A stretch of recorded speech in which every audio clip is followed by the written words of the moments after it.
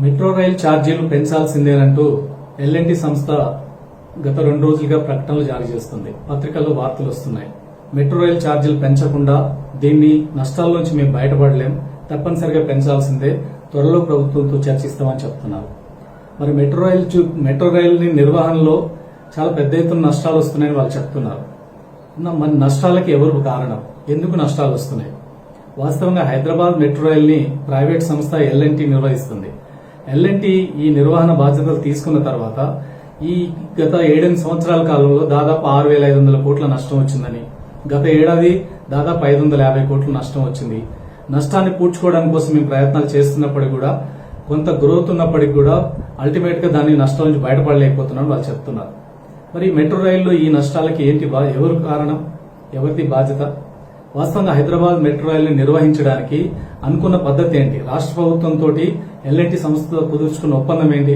Hyderabad metro rail నిర్వహించేటప్పుడు దాన్ని దాదాపు 50% ఆదాయం టికెట్ ద్వారా పొందాలని, ఒక 45% రాష్ట్ర ప్రభుత్వం ఇచ్చిన భూముల్లో దాన్ని డెవలప్ చేసి దాని మీద వచ్చే వ్యాపార ఆదాయంతో 45% ఆదాయం రాబట్టుకోవాలి, ఒక 5% వ్యాపార ప్రకటనలు అడ్వర్టైజ్మెంట్స్ ద్వారా సంపాదించాలని, ఈ రకమైన ఆదాయ వనరుల్ని ద్వారా దీన్ని నిర్వహించాలి.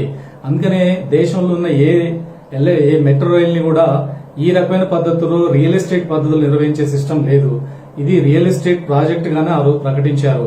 అంటే 270 ఎకరాల రాష్ట్ర ప్రభుత్వం స్థలం ఇచ్చింది. దాంట్లో వచ్చే ఆ స్థలాన్ని రియల్ ఎస్టేట్ గా, షాపింగ్ మాల్స్ గా రకరకాల పద్ధతుల్లో డెవలప్ చేసి ఆ వచ్చే ఆదాయాన్ని దీని నిర్వహణ కోసం ఖర్చు పెట్టాలి. టికెట్ ఆదాయం ఎట్లా వస్తుంది, అడ్వర్టైజ్మెంట్ల ఆదాయం, ఈ 3 రకాల ఆదాయంతో నడపాలని చెప్పి ఒప్పందంలో రాసుకున్నారు. దాని ప్రకారం నిర్వహిస్తున్నారు. ఇప్పుడు ప్రజల మీద టికెట్ ఆదాయానికి సంబంధించింది, టికెట్ ఆదాయం చాలా బాగా వస్తుంది. రోజుకి 5 లక్షల మంది ప్రయాణం చేస్తున్నారు. ఈ ఆదాయం ప్రతి ఏటా పెరుగుతుంది. ఇంకా జనం ప్రయాణికులు పెరిగే అవకాశం ఉన్నప్పటికీ కూడా మెట్రో రైల్లో ప్రయాణం చేసే అవకాశం లేదు. అక్కడకున్న ఇప్పటికే కిక్కిరిసి మెట్రో రైల్లో ప్రయాణం చేస్తున్నారు. ఎక్కడానికి కూడా స్థలం లేనంతగా ఉంది. కాబట్టి ప్రయాణికుల సంఖ్య పెరిగేదానికి కనపడట్లేదు. కాబట్టి ఇప్పుడు మేము మెట్రో రైల్ ఛార్జీలు పెంచడం మా మార్గం. మేము ప్రకటనల ద్వారా ఆదాయం పెరిగింది, రియల్ ఎస్టేట్ ద్వారా ఆదాయం పెరిగింది, కానీ సరిపడా రావట్లేదని చెప్తున్నారు. వాస్తవం ఏంటంటే రియల్ ఎస్టేట్ ద్వారా వాళ్ళు 45% ఆదాయం పొందుతానన్నారు. అంటే మాకిచ్చిన భూములలో 18,50,000 ఎస్ఎఫ్టీ చదరపు అడుగుల్లో మేము డెవలప్మెంట్ చేస్తాం, ఆ వచ్చే భారీ ఆదాయంతో దాన్ని నిర్వహిస్తామని ఒప్పందంలో రాసుకున్నారు. కానీ ఇప్పటి వరకు 18,50,000 చదరపు అడుగుల డెవలప్మెంట్ అన్నారు. ఇప్పటి వరకు వాళ్ళు డెవలప్ చేసి 2 లక్షల చదరపు అడుగులు మాత్రమే. అంటే 10%, 15% మాత్రమే వాళ్ళకి ఇచ్చిన భూములలో డెవలప్మెంట్ చేసి దాని ద్వారా ఆదాయం పొందుతున్నారు. మిగతా మొత్తాన్ని కూడా ఇప్పటికి కూడా ఖాళీగా పెట్టినటువంటి పరిస్థితి. అంటే మీకు ఇచ్చిన భూములలో మీరు ఆదాయం సంపాదించకుండా అక్కడ ఆదాయం రావట్లేదు కాబట్టి, నష్టాలు వస్తున్నాయి కాబట్టి మేము ప్రయాణికుల మీద ఛార్జీలు పెంచుతామని చెప్తే, ఇప్పటికే ప్రయాణికుల మీద ఛార్జీలు చాలా అధికంగా ఉన్నాయి. ఇప్పుడు కనీస టికెట్ ఇప్పుడు 10 రూపాయలు ఉంది, మాక్సిమం టికెట్ 60 రూపాయలు ఉంది. ఇంకా దాన్ని పెంచి 80 రూపాయలు చేస్తారో 100 చేస్తారో తెలియదు. ఆ రకంగా టికెట్ రేటు పెరిగితే సామాన్యుడు ఇప్పటికే ఎక్కలేని పరిస్థితి. మధ్యతరగతి, పై మధ్య తరగతికి మాత్రమే ఎక్కువ ఉపయోగపడుతుంది. ఇంకా దాని రేట్లు పెంచుకుంటూ పోతే అందులో ప్రయాణం చేయడం కూడా భారంగా మారే పరిస్థితి ఏర్పడుతుంది.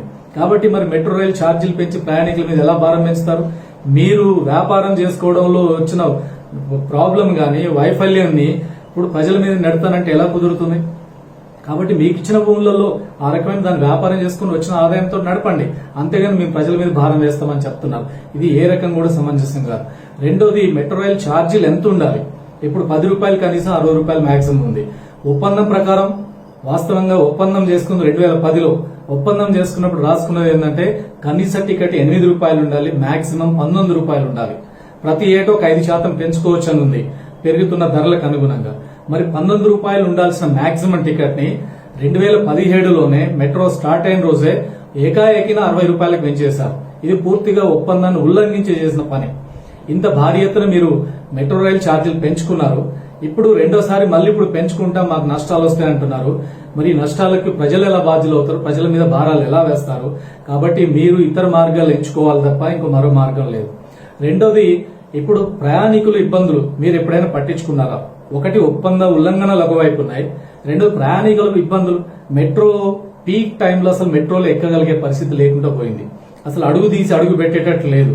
ఇట్లాంటి పరిస్థితి వచ్చింది. ఇప్పుడు ఒక మెట్రో రైల్లో 3 బోగీలు ఉంటున్నాయి. 3 బోగీలు కాదు 6 బోగీలుగా దాన్ని మార్చాలని చెప్పి పెద్ద ఎత్తున డిమాండ్ ఉన్నప్పటికీ, ఒత్తిడి చేస్తున్నప్పటికీ కూడా కొత్త బోగీలు కొనకుండా అదే బోగీలతోటి నడుపుతున్నారు. బోగీల సంఖ్య 3 నుంచి 6 పెరిగితే ఖచ్చితంగా ప్రయాణికుల సంఖ్య 5 లక్షలు కాదు 10 లక్షలు పెరుగుతుంది. 10 లక్షల ప్రయాణికులు అయితే మీ ఆదాయం కూడా పెరుగుతుంది. అంటే ప్రయాణికులు పెంచుకోవడం ద్వారా ఆదాయం పెంచుకోవాలి, కానీ ప్రయాణికుల మీద ఛార్జీలు పెంచుతానంటే ఎట్లా కుదురుతుంది? రెండోది, మొదట ఈ మెట్రో రైళ్లు ప్రారంభానికి ముందు జరిగిన సర్వేలు ఏం చెప్పారు? ట్రాఫిక్ డిమాండ్ ఎంత ఉంటుందన్నారు. 2020 నాటికల్లా కనీసం ఇప్పుడు 20 లక్షల మంది ప్రతిరోజు 20 లక్షల మంది పైగా ప్రయాణం చేస్తారని ఆ రోజు అంచనాలు వేశారు. 20 లక్షలు కాదు, ఇప్పుడు 5 లక్షలకు మించట్లేదు. 20 లక్షల మంది ప్రయాణికులు వస్తారని చెప్పి ఇప్పుడు 5 లక్షల మంది ఏర్పడింది. మరి ఎప్పుడు అది మీ అంచనాలు తప్పినాయి. రెండోది, 5 లక్షల నుంచి 10 లక్షలు పెంచే అవకాశం ఉన్నా మీరు అదనంగా బోగీలు వేయట్లేదు. ఇవన్నీ వైఫల్యాలు మీ దగ్గర పెట్టుకొని ప్రజల మీద భారం వేస్తానని చెప్పి ప్రభుత్వం మీద ఒత్తిడి తీసుకొస్తే ఎట్లా కుదురుతుంది? రెండోది, ఎన్ని ఉల్లంఘనలు జరిగినాయి? సిఏజీ రిపోర్ట్ ఇచ్చింది. సిఏజీ రిపోర్ట్ లో అనేకమైన విషయాలలో ఎల్ఎన్టీ సంస్థకు అనుకూలమైన నిర్ణయాలు గత ప్రభుత్వం తీసుకుంది. ప్రత్యేకంగా వీళ్ళు దాదాపుగా ఏదైనా ఒక ప్రాజెక్ట్ టేకప్ చేస్తే అందులో 1% లేబర్ సెస్ చెల్లించాలి. అంటే అందులో పనిచేసిన కన్స్ట్రక్షన్ వర్కర్లకి వాళ్ళ వెల్ఫేర్ కోసం 1% ఏ కాంట్రాక్టర్ అయినా ఏ బిల్డర్ అయినా కేటాయించాలి. కానీ ఎల్ఎన్టీ సంస్థ 300 కోట్లు పే చేయాలి, ₹1 కూడా పే చేయలేదు, ఎగ్గొట్టింది. ఇట్లాంటి అనేకమైనటువంటి ఉల్లంఘనలు జరిగినాయి. ఇదంతా సిఏజీ రిపోర్ట్ అనేక సందర్భాల్లో చెప్పింది. లేబర్ డిపార్ట్మెంట్ వీళ్ళకి నోటీసులు ఇచ్చింది. ఇన్ని జరిగినప్పటికీ కూడా మాకు నష్టాలు వస్తున్నాయని చెప్పి ప్రజల మీద భారాలు వేయడం సమంజసం కాదు. ఈ నష్టాలకు బాధ్యత మీరే దాంట్లోంచి బయటపడడానికి మార్గాలు ఆలోచించాలి.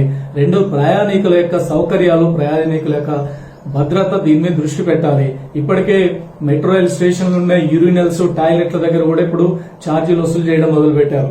పార్కింగ్ దగ్గర ఛార్జీలు వసూలు చేయడం మొదలు పెట్టారు. ఎక్కడ ఆదాయం వనరులు ఉంటే అన్ని వనరులు చేస్తున్నారు. అది ప్రజల మీద అల్టిమేట్ గా భారం పడుతున్న పరిస్థితి. అందుకని ఎల్ఎన్టీ సంస్థ ఎటువంటి పరిస్థితుల్లో ఈ ఛార్జీలు పెంచాల్సిన అక్కర్లేదు. ప్రత్యామ్నాయ మార్గాలు ఎంచుకోవాలి, ప్రత్యామ్నాయ మార్గాలు చూసుకోవాలి. ఆ రకంగా ఎల్ఎన్టీని సక్రమంగా నిర్వహించే దానికోసం చర్యలు తీసుకోవాలి.